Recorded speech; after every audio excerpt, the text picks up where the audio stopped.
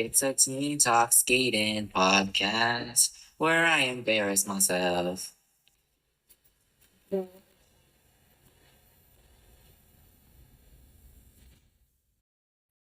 Hello, and welcome to episode number 28 of a Teen Talk Skating podcast. My name is Van Gogh, and surprise, I still have braces. I know, it's a bit of a shocker, isn't it? But yes, I still do have braces. Again, I feel like I'm getting better at talking with them. I don't sound like I'm a anglerfish down deep in the water or something. But this is unfortunately the last podcast episode before I had to go back to school. I know. I have to go back to the public institutions of education that America gives, kids. But anyway, yes, I do have to go back to school. That is not going to affect the podcast that much. I am still going to upload every Saturday. I don't know why I paused. I'm still gonna upload every single Saturday, so do not worry about that. If you are very dependent on my podcast and you just need it for that rush of joy you get, that I surely I definitely know that you get from listening to this ridiculous podcast. But yes, I'm going back to school, but I'm still planning on doing podcast episodes. That's just kind of the main announcement. I'm not really worried about like the quality or anything that's gonna be affected. Never really quality on this podcast anyway, so I don't really think that's gonna be affected. But yes, I'm going back to school. Unfortunately, I had to do homework again and yeah, whatnot. But yeah, that's my life. I hope you guys are all doing well, of course. This week for me, a bit of a stressful week, but you know what? Today I really try to relax myself, and now I'm recording my favorite thing in the world, which is to do this podcast. But anyway, without further ado, we will now go to our program of the week. Yay, right? Yeah. Okay.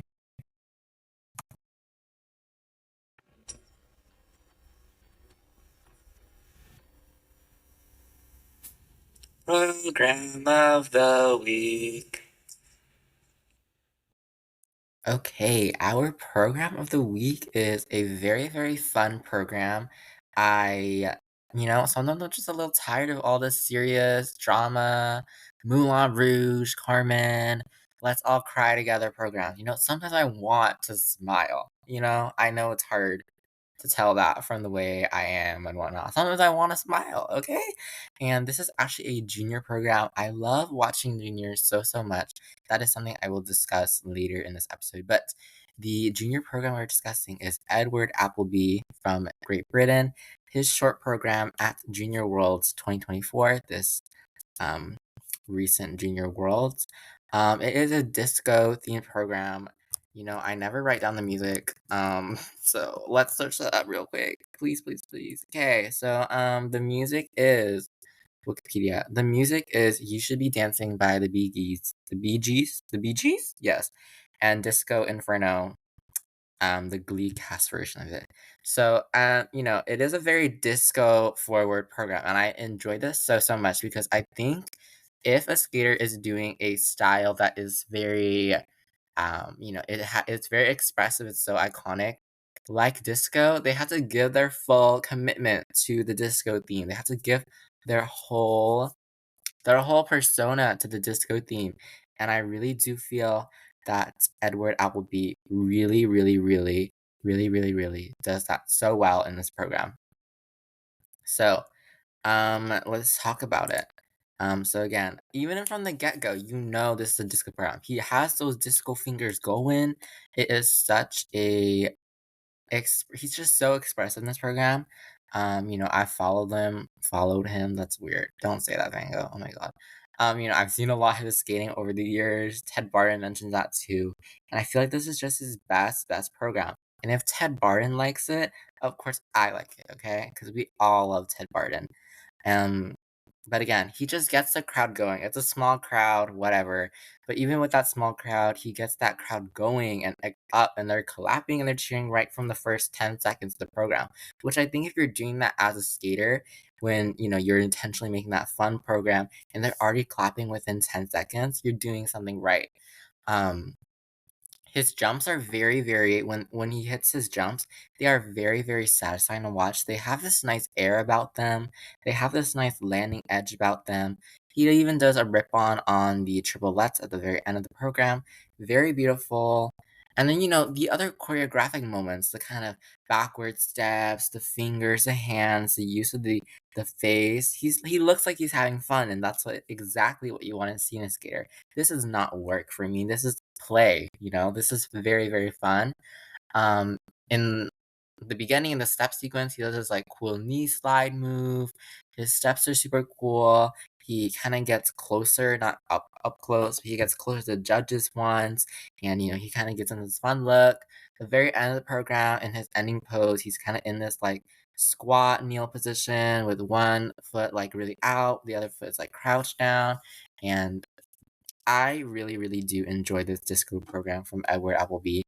I will definitely check out more and more of his skating. I feel like he is, you know, as I discussed in this episode, as all I will discuss, I haven't done that yet. Oops. As I will discuss in this episode, I love watching juniors. I love following them too, from junior career to senior career and so on. And so I really do think like Edward Applebee's based on this program, he's won me over basically. I love his disco vibe. I hope he keeps the program as well, but I love the disco vibe that he has within this program. And all the expression, all the emotion, it captures the vibe of that time. And even if you didn't live back then like I did, well, I didn't live. I don't know what I'm saying at this point. I did not live back in the disco era and whatnot, but it just feels like it's a really remnant of that, I guess. And so, yeah, very expressive, very fun. Highly recommend Edward Appleby, his disco short program at Junior Worlds 2024. Please go check it out. And yeah, now time for the main episode.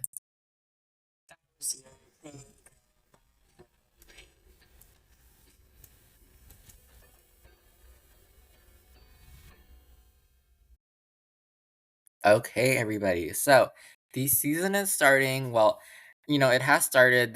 Technically the season actually starts on July 1st. But you know what? Like I there's not really a lot of exciting competitions to talk about in July.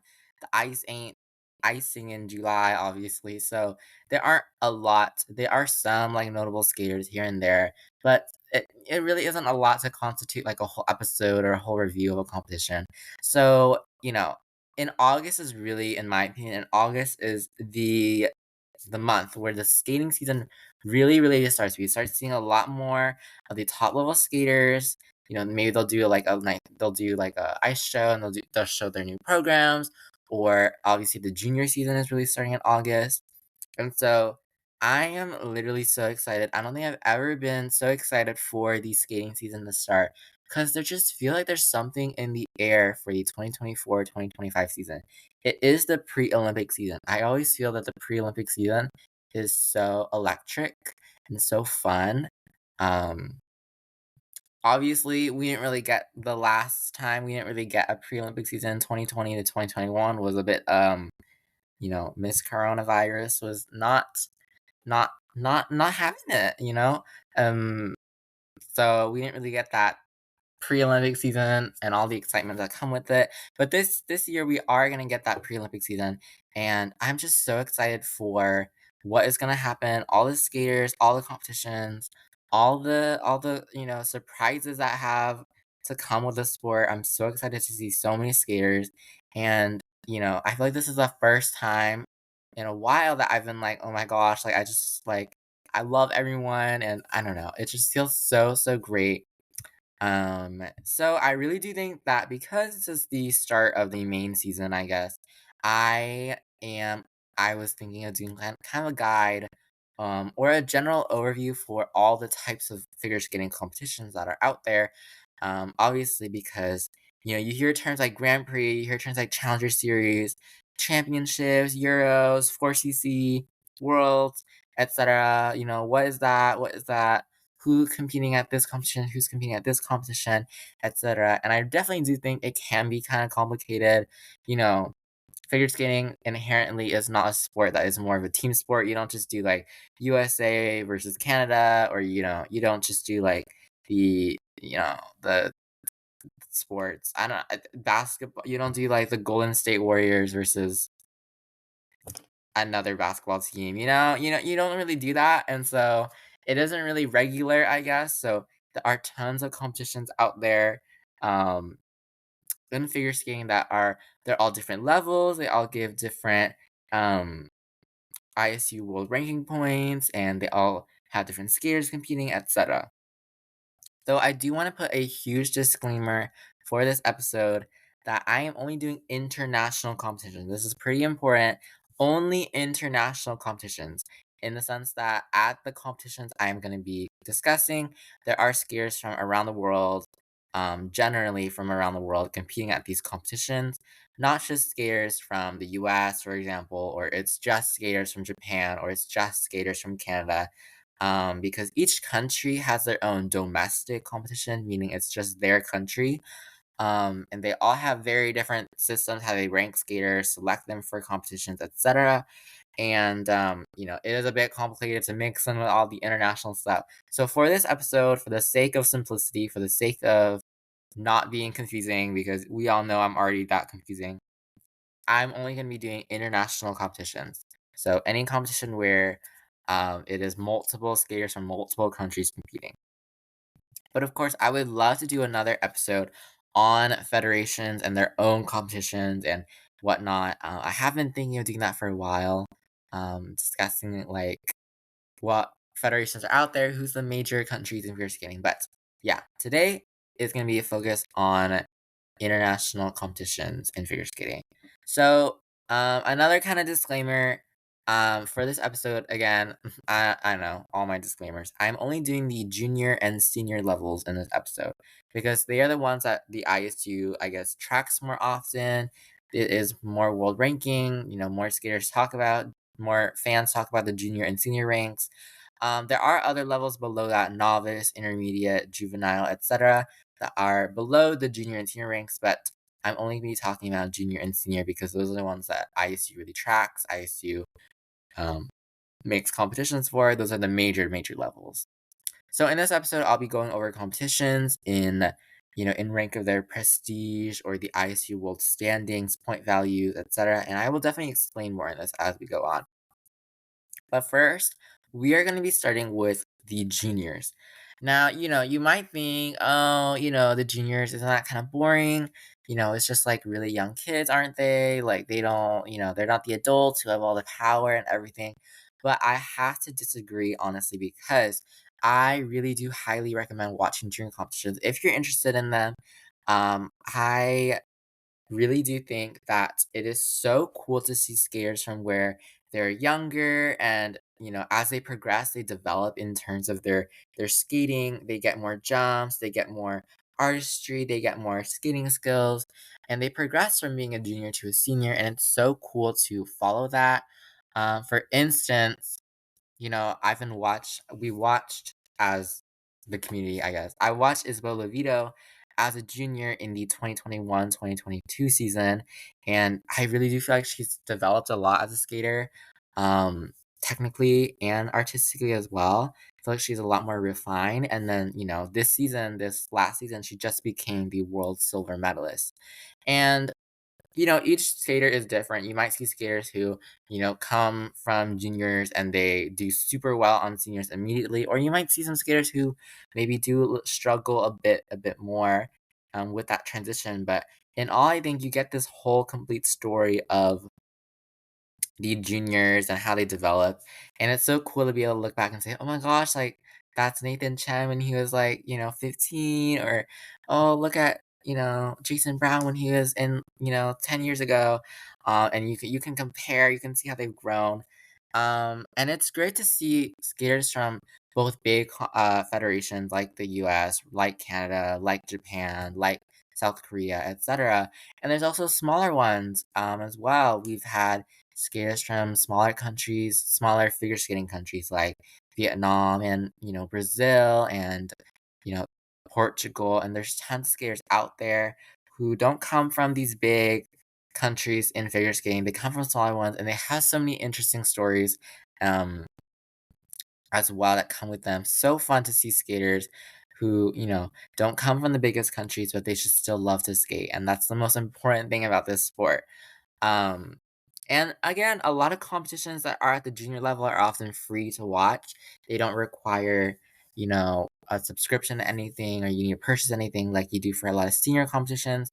So it is super accessible to watch them. There aren't as many competitions as for seniors, but they're still very, very fun. Um, and yeah, I definitely recommend watching juniors. And I had to explain kind of the term junior. I feel like a lot of people think junior means like really tiny kid, but to become a junior, you have to be 13 years old, and not older than 19. But the limit does go to 21, though I believe it is now 23 for men in pairs and dance, just specifically men in pairs and ice dance. They can be older than 19. They can be 23, I believe. I don't know if that's right. I believe they are. And sometimes it is kind of funny because you see skaters who are younger than you and they're doing like triple axles and quads, and there's like, like, oh, that guy is like, a year younger than me, and he's like, winning everything in the world. But it is such a fun competition to watch. Juniors is super, super fun. Anyway, after that long rant, these are the different types of junior competitions. So first up, we have other internationals. So these are the competitions that are not seen as a lot of prestige that comes with these competitions. You're not getting a lot of ranking points, and you want more and more ranking points to become number one ranked in the world. It really does give you a lot of benefits in terms of competitions you can go to, how scoring kind of works as well. And so other internationals are any competition for juniors that are not part of the Junior Grand Prix or Junior Worlds, etc., which I will explain later. Um, Put on by the International Skating Union, the ISU, but these competitions are still recognized by the ISU, sorry. So with these other internationals, they often have a competition for the senior level at the same time. Not all of these competitions will have all four disciplines, mostly pairs, and sometimes, but I feel like it is kind of rarely, ice dance is excluded. So some of these smaller competitions include the Asian Open Trophy in Thailand in August, the NRW Trophy in Germany in November, and the Coupe du Printemps in Luxembourg in February, etc. Um, and these are very widely spread throughout the season. You'll see a lot of up and coming junior skaters at these competitions. They are trying to get more ISU points, especially as well. They're trying to get more experience, which is really, really helpful with, other internationals that are a bit smaller. So that is other internationals. Now, they are not to be confused with the Junior Grand Prix. The Junior Grand Prix is kind of like the big bad brother of other internationals. The Junior Grand Prix is a very, very important set of competitions. There are 7 competitions this year. They run from August to October. I believe the first one is starting like the last week of August this year, which is before the Senior Grand Prix. So it is a little confusing, but there are 2 levels of Grand Prix in figure skating. The junior level is for junior skaters, the senior level is for senior skaters. And I do want to note you cannot compete on both at the same time. Some skaters do a half junior, half senior season, but in terms of the Grand Prix, you cannot compete at the Junior Grand Prix and the Senior Grand Prix. It is not allowed. No bueno, sorry. So for the Junior Grand Prix, we have 7 events around the world. They change very often in location. It's fun to go to exotic places. So this year we got Latvia, we got Slovenia, Thailand, etc. We've had South Africa in the past. We've been to the US, we've been to Canada, we've been to Australia. Um, Tons of different places around the world that do Junior Grand Prix events. Um, the Pairs is kind of a hard discipline. There are not a lot of junior pairs in the world. So some do offer junior pairs, some may not. Um, the 2 best commentators in all of figure skating commentate the Junior Grand Prix. Though they are Ted Barden, as I mentioned earlier with Edward Appleby's program, and Mark Henready. They are the most awesome commentators. They are so they give very constructive feedback, but they're also so kind, and they just joke around together, and it's super fun to watch Junior Grand Prix with them. So Um, Junior Grand Prix are very notorious for having tons and tons of skaters. I'm talking, whereas the maybe average skating competition at the senior level maybe has 20 skaters, I'm talking the Junior Grand Prix might have 50 in one discipline. It is pretty crazy. Because it is, in a sense, it is super open, and that's the best thing about it. You see so many skaters from all around the world, super duper open.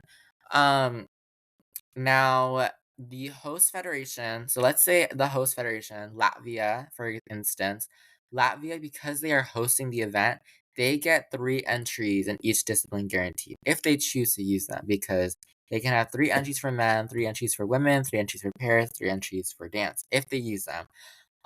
In other countries, the entries they get depend on how well they did at the prior season's Junior Worlds. So, for instance, I did a handy dandy thingamajiggy here. Because South Korea won men's last year at the 2024 World Junior Championships, they get 2 entries in 7 events. In all 7 events, they can get 2 entries, which is super major and super important, for countries that are really trying to, uh, spread out, I would say, I guess. I don't know if that really makes sense, but yes. And so everyone is here to win. Skaters want to win or place very well, second, third, etc., at the Junior Grand Prix because they want to qualify to the Junior Grand Prix final, which I will explain. But again, I highly recommend watching Junior Grand Prix. Super accessible, super fun to see. Skaters can experience, have good skates, super wholesome. Everyone's kind. Like it is not the big bad world of adult or not adult, but senior skating, which I feel like is so dramatic sometimes for no reason. But anyway, the Junior Grand Prix final. So, the Junior Grand Prix final is for the best of the best juniors. So, let's say you place very, very well at a junior. Let's say you win the Junior Grand Prix. Yay, you! You get points to qualify for the final. The system is a bit complicated, but if you win a Junior Grand Prix event, you get 15 points to go to the Junior Grand Prix final. Let's say you win another one, you get 30 in total, and you will definitely go to the Junior Grand Prix final. And so if you get second place on the event, it might be 13, third place is 11. And so the top 6 from each discipline is going to compete at the Junior Grand Prix final, which is in December, early December. It is around the same time as the Senior Grand Prix final. And the junior and senior Grand Prix final are very, very exclusive and very, very prestigious. So you want to qualify for it, if you are a junior skater or a senior skater, obviously, because only the top 6 during the Grand Prix season can go. So that makes it super difficult to go. Top 6 in the world is not easy to get, obviously. So you really do want to place well at the junior Grand Prix final. Now, Junior World is the, last major event for junior skaters. Usually occurs in late February, early March era, and it is pretty much like the Senior Worlds, but again, it is only for junior skaters in that age range I mentioned earlier. So skaters compete, like kind of like a normal competition, but a difference from a normal competition in that, in a normal competition, every skater who skates in the short can skate it free. But in the championship world for junior worlds, for men and women, you have to be top 24 after the short. In pairs, you have to be top 16. And in ice dance, you have to be top 20. So again, another confusing calculation is how many spots each country gets depends on how they did the previous year. So again, a country like South Korea, who won Junior Worlds in men's last year, will get 3 spots, I believe. 3 spots this year in the 2025 edition, which is kind of confusing, but you know what? I don't know. And if you do want to compete at Junior Worlds, you have to get a qualifying technical score, to compete. So the technical score is what you see when skaters are jumping, spinning, and doing sequences.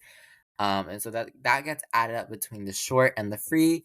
They have to achieve, if you want to become a junior man to compete, for example, at Junior Worlds, you have to get a score of 80 which is the minimum technical score. And this is a very new requirement. They just announced it like last week or something. So that is a new requirement. The short plus the free technical score has to add up to 80 if you're a junior man and you want to compete at Junior World.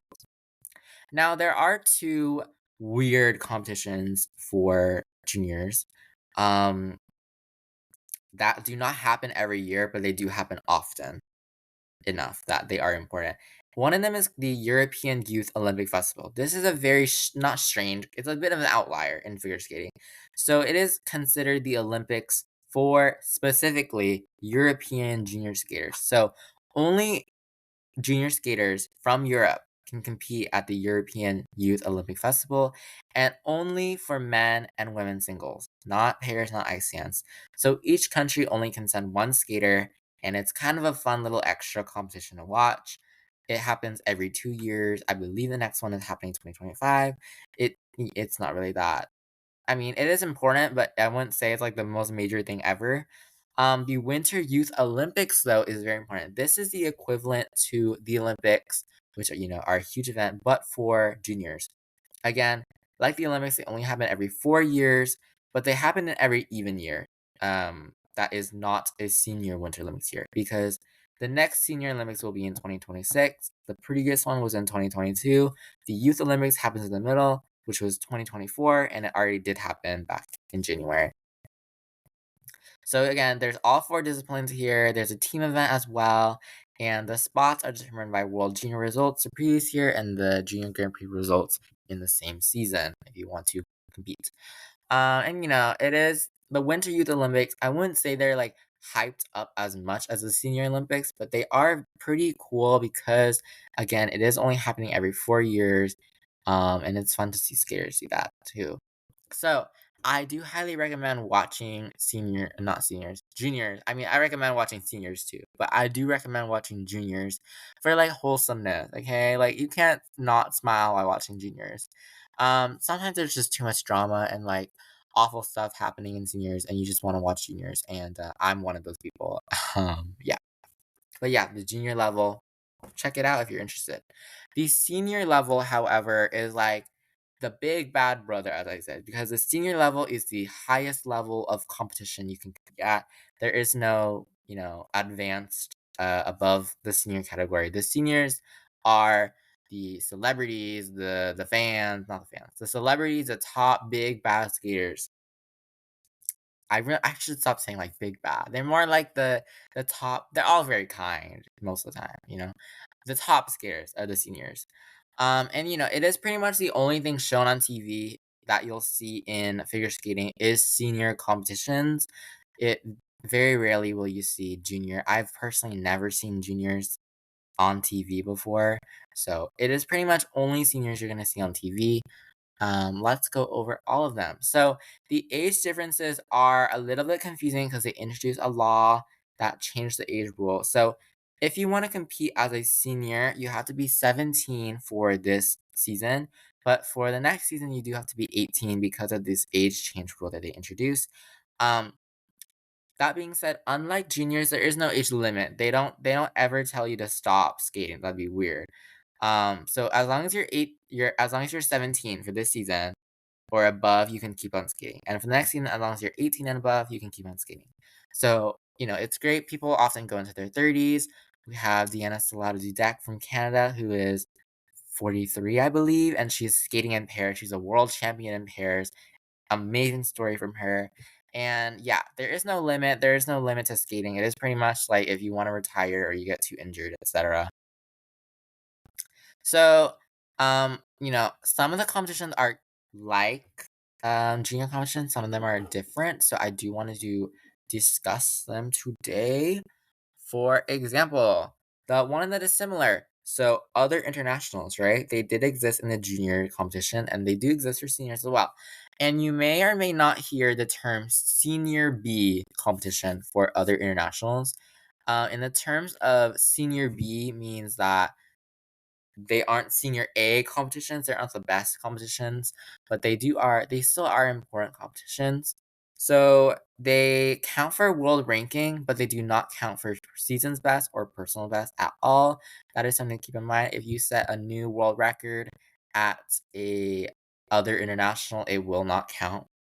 Um, Again, and like I said, they also have a junior part happening at the same time, sometimes not. And I would say most senior B competitions, most other international competitions have a pretty notable skater or two competing there. May not be always, they are smaller competitions that do not have every discipline. They are just, they aren't the competitions that all skaters go to and everything. But they do have generally one or two skaters that are like, oh my gosh, like they are very competitive and they're skating there. So some examples are the Swiss Ice Skating Open in Switzerland in October, the Bavarian Open in Germany in February, the Abu Dhabi Classic FS Trophy in United Arab Emirates in February, the Challenge Cup, which is probably the most well known of these, in Netherlands in February. And you often see a lot of skaters here trying to get their minimum scores, their minimum technical scores to compete at the championships event. And generally, they have a maximum of 3 entries per discipline for each country, which is pretty standard in a lot of these competitions. And one weird competition that is considered an other international or senior B is the Shanghai Trophy, which you can't just like go to the Shanghai Trophy, you have to be invited. I don't really understand the system, but if you do want to go to the Shanghai Trophy, you have to be invited by the federation. I have no idea why, but that's just kind of how it works. Or the organizers have to invite you. Yeah. Okay, another weird competition is another other international. It's called the Japan Open. This is a fun competition. It is not really that serious. That happens in October. Skaters from North America, Europe, and Japan compete on teams and they perform their free skates. So each team gets 2 men skaters and 2 women skaters, North America, Europe, and Japan, and they only perform the free skate, and whatever score they get, they add it to the whole team total. And whoever gets the most wins. And the fun thing is that each team is required to have one retired skater. So it's super fun to see people come back from competition to just compete for a one-off kind of thing. And they do usually invite skaters who are very high level and they're showcasing their programs. And that's kind of a fun thing. Japan Open, I believe it is not happening this year, but in most years it does happen. Okay, now we do get to something that is very unique to these senior ranks, which is called the Challenger Series. So it does not have a junior equivalent, but I would say it is halfway between other internationals and the Grand Prix. The Challenger Series is a group of competitions that the ISU does recognize and does give both ranking points, and they do count for personal and season's best. So the locations does vary each season. Some events may be part of the Challenger Series one season, but not the next. For example, we had the Cranberry Cup that is happening right now. Last year, it was not a Challenger Series event. This year, it is a Challenger Series event. So it does kind of depend on every year. Locations vary as well. And generally, this is where you will see a lot of more top skaters. Most top skaters will go to a Challenger Series event. Usually it's just one. Two is very, very common. Um, these run from August to December. I would say more skaters attend them in the August, September area because they want to showcase their programs, test them out, get ready to compete. It is often used as here's the first competition of the season. Let me get myself warmed up, ready for the competition this season, etc. So if you are a skater who goes to 2 events and you end up having the highest scores out of anybody in the whole series, you did get prize money, which is definitely an incentive for skaters who want to compete in the Challenger Series. Another thing you often see if a skater is not assigned to a Grand Prix event, they will often go to the Challenger Series instead. They might do instead maybe one competition, they might do 2 or 3 even. competitions in the Challenger Series if they do not have a Grand Prix. Like I said, they only do occur in the fall half of the season, never in the spring half. There are no Challenger Series competitions in the January to April time period at all. So examples include the Cranberry Cup in the USA in August, the Warsaw Cup in Poland in November, the Denizlitan Memorial Challenge in Kazakhstan in November, the Golden Spin of Zagreb in Croatia in December, etc. And another thing important to note is that with Challenger Series events, you will see the two letters CS next to them always. So that's how you can tell a Challenger Series competition from the other ones. They have the letter CS on them. Okay, so one of the competitions is called the CS Nabelhorn Trophy. I will explain this later, but just keep in mind, Nabelhorn Trophy, when you hear that, it is very, very important. And I will explain later. But another series of competitions that are similar to the juniors is the Grand Prix, the Senior Grand Prix. Though the rules of the Senior Grand Prix are a lot different than the Junior Grand Prix. So if you do win a Grand Prix, it is considered very serious. You'll often be said like, oh, they won the Skate America, they won Skate Canada. It is very, very serious. So they are a set of 6 events with all 4 disciplines, men's, women's, pairs, and ice dance, usually held in the same places every single year, but again, the pandemic kind of ruined everything with that, but whatever. It is 6 consecutive weeks, so 1 competition every week for 6 weeks, mid-October to late November. So, the Junior Grand Prix is unlimited skaters. Anyone can go basically, within, kind of the rules that I set out earlier. But the Senior Grand Prix is a very exclusive club, okay? You can only go here for a couple of reasons. So often if you did very, very well at Worlds the season before, the 2024 Worlds, for example, you will probably get a Grand Prix or 2. Sorry, my burping. If you have a very high season's best score or personal best score from the last season, you will probably be invited. Another thing, again, it happens with host spots. So, for example, Skate America is being hosted in America, and because America US Figure Skating is the host of the event, they have the right to have 3 skaters or couples per discipline. And so it is very, very exclusive to the senior level. It is not very unlimited. So for singles, there are 12 skaters in each event, pairs is 8, and dance is 10. So, it is very exclusive. I don't know why I keep on saying that. It is very special. It is considered the chic club that you want to be in. You want to compete at Grand Prix because it is very, very serious. Um, and they are very usually shown on TV, very, very important. They are the very much key events to watch during the fall if you are a fan. They are the most important events. Yes. Like the Junior Grand Prix, there is a final, the Grand Prix final, which is exactly like the Senior Grand or I can't talk. The Senior Grand Prix final is exactly like the Junior Grand Prix final. Like I said, if you place first on an event, you get 15 points. If you place second, you get 13. It is a bit complicated. But the more points you get, um, and the more points you get to qualify only the top 6, as I said before. You want to be in that top 6 to qualify at the Grand Prix final. Again, this is even more exclusive than the regular Grand Prix. The Grand Prix final is for the best of the best, top 6 in the world so far that season. And it is considered the most prestigious competition next to Worlds. In some sense, it is even harder than Worlds because you have to qualify. Worlds, you can just go, but you have to qualify to the Grand Prix final first, which is very, very, very difficult. A lot of stuff has to kind of work in your favor. Lots of math going on behind the scenes. But yes, you do want to qualify for the Grand Prix final. It is the hot event of the fall half of the season. It occurs in December again.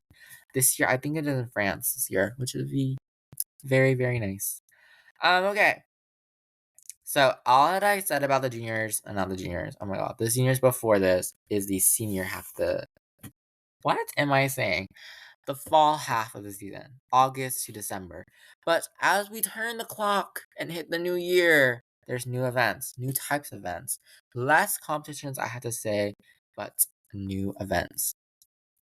The first competition is called Europeans, not to confuse with Eurovision, but in a sense, Europeans is basically Eurovision, kind of. And so this is a championship event. So it is called officially is the European Figure Skating Championships. And it is only open to countries in Europe. So yes, you won't see a skater from the US competing at Europeans. No, you won't see a skater from Canada competing at Europeans. It is only open to European countries. It is very prestigious competition. It is actually very old, which is what makes it so prestigious. This thing has been going since the 1890s, I believe. So it is very, very considered prestigious and very. If you're the European Championship or the European champion, it's pretty serious. So for championship events, like I said with Junior Worlds earlier, the top 24 in the short go to the free in men's and women's, top 16 for pairs, and top 20 for ice dance. And the spots for Europeans are determined by uh, last year's European results. So, for example, the upcoming 2025 European Championship spots, um, they are determined by the 2024 European spots. And what I mean is that each country has a certain number of spots that they get based on how well they did last year. But that does not mean if you earn the spot, you do not get to go automatically. Each country does have their own discretion about picking who goes from their country. A really good skater from one country may have earned 3 spots for their country last year, but this season they haven't been doing as well. They may not even get sent to Europeans or other championship events because they haven't been doing that well. So again, each country is very, very different in how they decide this, who goes. It's really complicated. Yeah. So for example, if you are a women's singles competitor, you have to get a tech minimum of 75.00 combined, and Europeans, you always see the top European skaters competing there. Always. You won't really see not that, I guess. I don't know. There's always the top European skaters competing here. And a lot of skaters from other countries in Europe who, that aren't as big in figure skating, but it is still fun to go see them as well. Okay, so you might say, okay, Europeans, they have their competition, but like, what about the rest of the world? Like, they don't have anything? Well, they do have a competition, and it's called Four Continents. And I know there are like a lot of continents, and like, yeah, I don't know really why it's four continents. I guess people do say like North America and South America, and then like Asia, and then Africa, and then Oceania. Wait, okay, whatever. But if you're not a European skater, you cannot compete at Europeans, but you can compete at four continents, which is sometimes abbreviated for CC. So keep that in mind.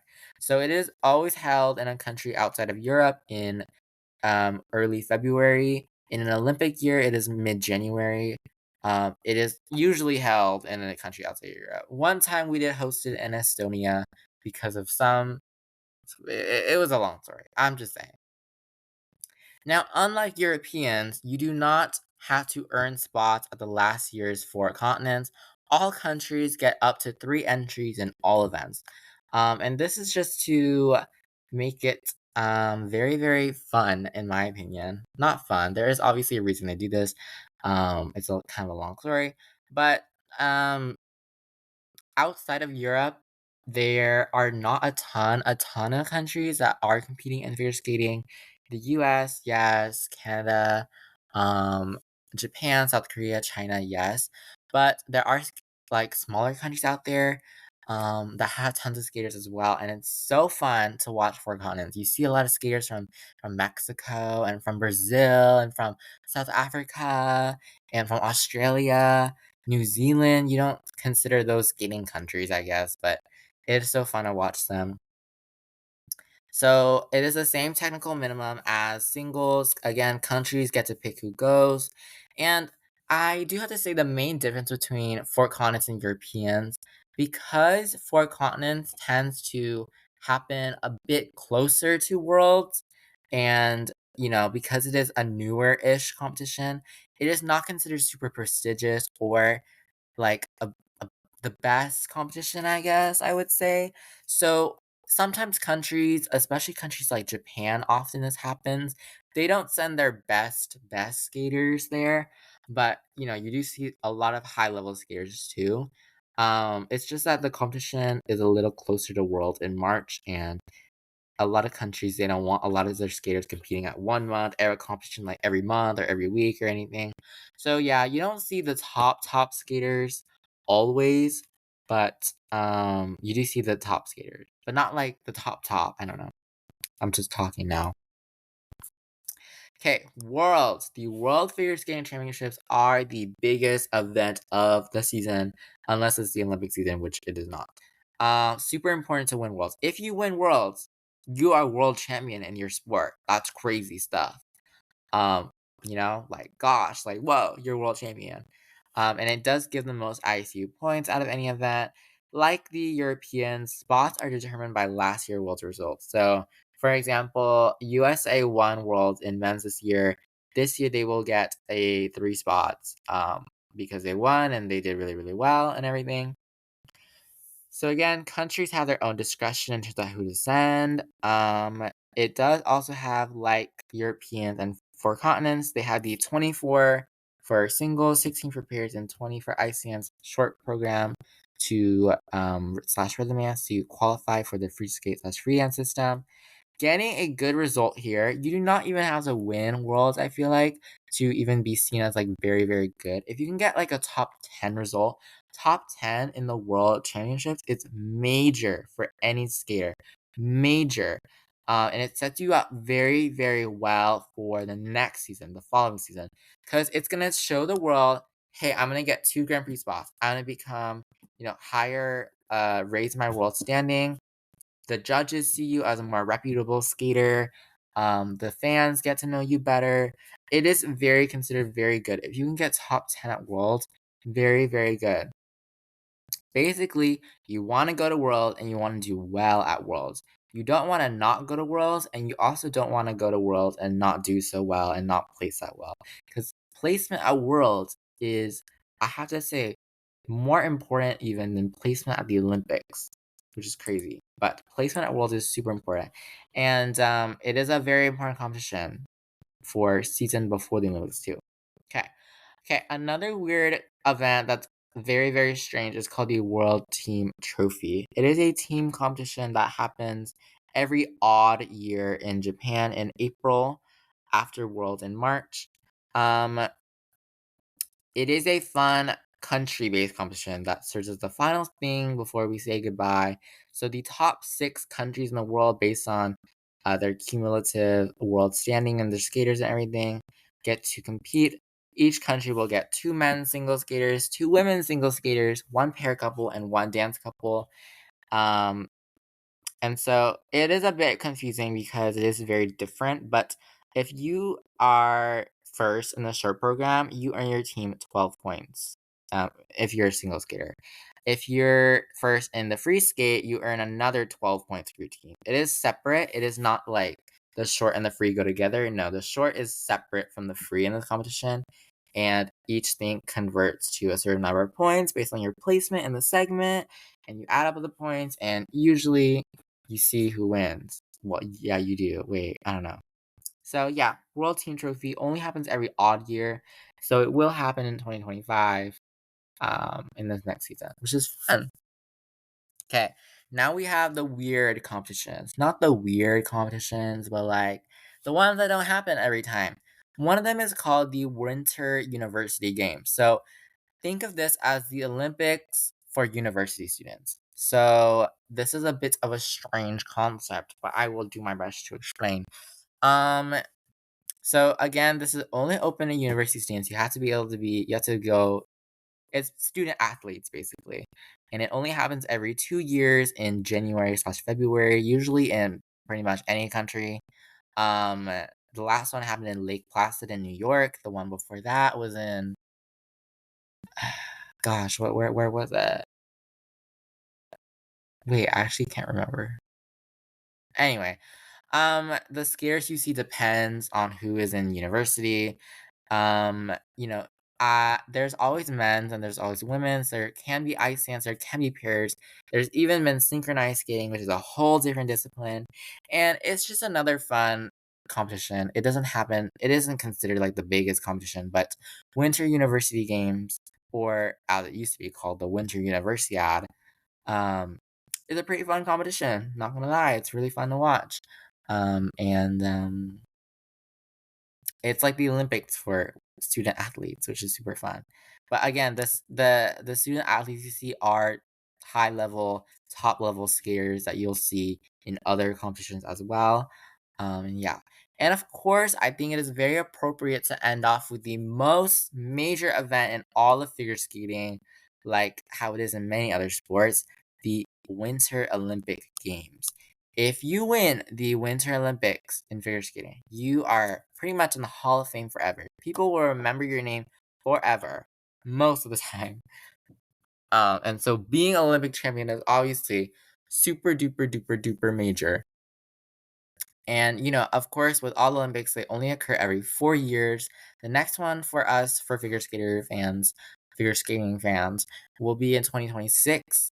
And it is super excited. So the Olympics is really major and very unique because you have to qualify for the Olympics and it's very confusing. So, if you want to go to the Olympics, this is what you gotta do. So your country has to have spots. How does your country get spots? Well, the World Championships the season prior gives out most of the spots. So for the 2026 Olympics, the 2025 World Figure Skating Championships will give out most of the spots. So the better your country does at that World Championships, and again, there's a lot of math involved, unfortunately, the more spots you will get for the Olympics, maximum of 3 per discipline. And you do get a handful of spots, a very few handful of spots. Any remaining spots that are not taken from Worlds, you have to go to the Challenger Series Nebelhorn Trophy. Because Challenger Series Nebelhorn Trophy, as I remember, you guys remember how I said like it was super major? If you hear it, oh my god, the rings, the alarm should be ringing your head. The Nebelhorn Trophy is a major competition because it gives out those major spots. Again, countries use their own discretion to decide who goes to the Olympics. Usually, it uses the national championships that year. Like championships events, it is top 24, 16, and 20. Go to free skate. And very fun and unique to the Olympics is that they have a team event. The first figure skating event is a team event, which is similar-ish to the World Team Trophy. It has the same scoring concept, but instead of 6 countries, we have 10 countries. And after every country skates all their short programs, the bottom 5 are eliminated, and the top 5 countries will battle it out in the free skates to compete for medals based on their cumulative standing points. As I mentioned in the World Team Trophy, a bit complicated. But after that, then you will have, your regular men's, women's, pairs, and ice dance events. And the gala at the very end, which is super fun. And again, the Olympics is the biggest highlight in all of figure skating, and a lot of the reason why you should watch.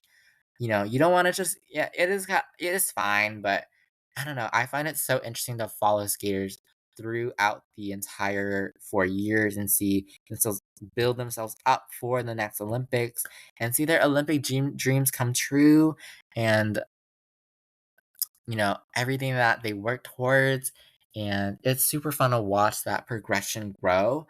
And again, overall, there are a lot of figure skating competitions. But that is the end of this episode. I know I mentioned a ton. I like maybe you're a little confused. Like he talks so fast. Europeans, Grand Prix, Challenger Series, Junior Grand Prix, Junior Worlds, Olympics, Winter University Game, Japan Open, World Team Trophy. What? I'm very very sorry for all of that. But there are a lot of competitions in figure skating, and I hope I helped clear up at least one confusion of yours about what is what in figure skating. Please go check out the website soyouwanttogofigureskating.com. They have a great system that explains all of this as well. There's other skating competitions out there. Golden Skate, I believe, also explains all the competitions. So if you are confused, please go check those resources out. They are amazing. Um, yes, that is all for this episode on every figure skating competition explained. Period. Kind of. Definitely kind of. But thank you so much for listening to this episode of 18 Talks Game Podcast. I know you're annoyed by my voice. I know you're annoyed by my bad jokes about Moulin Rouge and everything. But thank you so much for listening to this episode. Next week, we're doing a bit of a ranking thing for fun. I don't know. I just want to do something for fun before the season starts and I start crying because all my favorite skaters don't do well. I don't know. But thank you so much for listening to this episode of a Teen Talks Game podcast. My name is Van Gogh. I hope you enjoy listening to all the figure skating competitions explained.